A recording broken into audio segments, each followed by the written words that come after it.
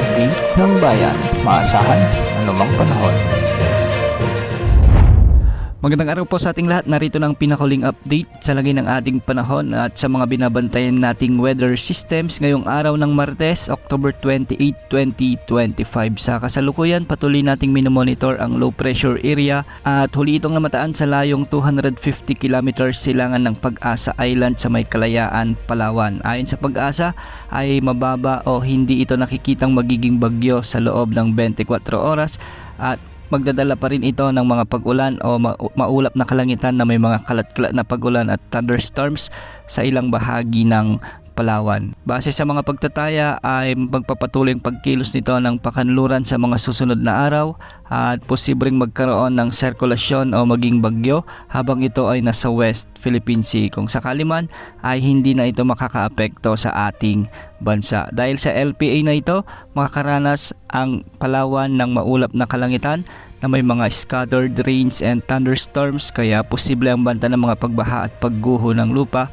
lalo na kung may mga umiiral na katamtaman hanggang sa kung minsan ay malalakas na pag-ulan. Samantala, kahapon dineklara na ng Pag-asa ang opisyal na pagsisimula ng amihan season sa ating bansa at ngayon ay nakakaapekto ito ngayon sa may extreme northern Luzon, particular sa Batanes. Dahil sa northeast monsoon, makakaranas ng maulap na kalangitan na may mga kasamang pag-ulan ang probinsya ng Batanes na posibleng magdulot din ng mga pagbaha at pagguho ng lupa, lalo na kung may mga umiiral na katamtaman hanggang sa kung minsan ay malalakas na pag-ulan. Samantala, isa pang weather system ang nakakaapekto sa ating bansa at ito ang Intertropical Convergence Zone o ITCZ na nagdadala rin ng maulap na papawirin na may mga kalat-kalat na pag-ulan at thunderstorms sa Negros Island Region, Central Visayas, Eastern Visayas kasama na ang Dinagat Islands. Ang mga lugar na ito ay posible ring makaranas ng minsan ay katamtaman hanggang sa malalakas na pagbuhos ng ulan na posibleng magdulot ng mga biglang pagbaha o pagguho ng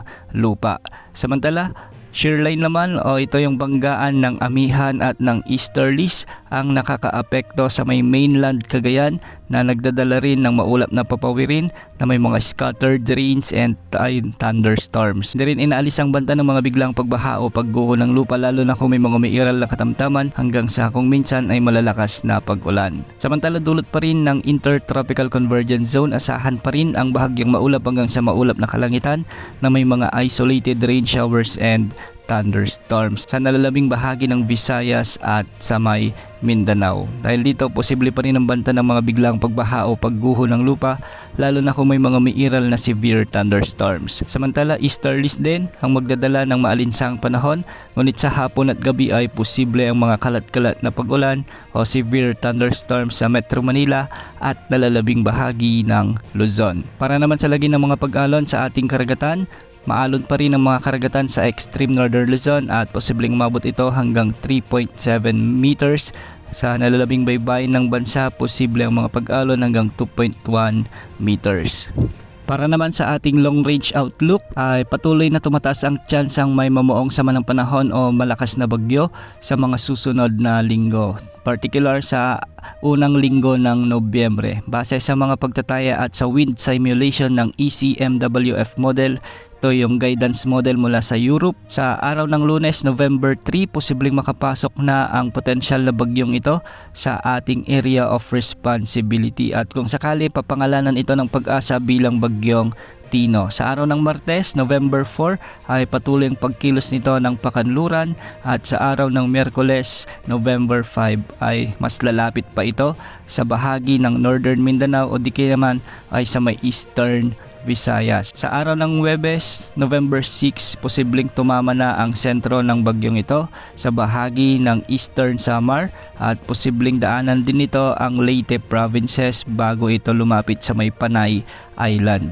Inaasahang tatama rin ang sentro nito sa bahagi ng Romblon at sa araw ng Biyernes, November 7, ay posibleng tumama na rin ito o maglandfall sa bahagi ng Mindoro provinces. Kung mapapansin natin ay pabago-bago ang ipinapakita ng guidance model na ito mula nung nakaraang araw tayong nag-a-update. Ito ay dahil sa uncertain pa ang kanyang track At sa mga susunod na araw o next week ay mas malalaman na natin kung ano talaga ang magiging track o magiging daan ng potensyal na bagyong ito. Samantala kung pagbabasehan naman natin ang GFS model na ginagamit ng Amerika ay halos pareho lamang ang pinupuntiriyang lugar ng potensyal na bagyong ito. Posible itong tumama sa may Eastern Samar at posible ring tumama ito sa may Samar provinces, sa may Northern Cebu at posible ring mahagip nito ang northern portion ng Negros Island region at direktang tatamaan din ng potensyal na bagyo ang Panay Island. Mas mababa ng bahagya ang track na ipinapakita ng GFS wind model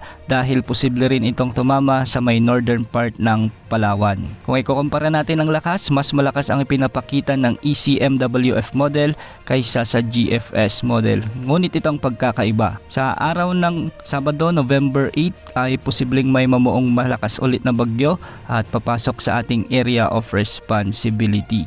Kung makikita natin sa ating satellite animation o sa ating wind animation mula sa GFS model ay magkikilos ito ng pakanluran at posibleng lumapit sa bahagi ng Bicol region o diki naman ay sa may Central Luzon.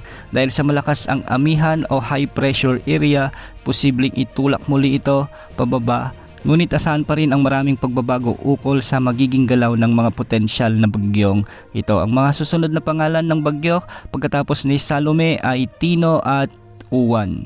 Yan muna ang latest sa lagi ng panahon. Ito po ang weather update ng bayan, maaasahan anumang panahon.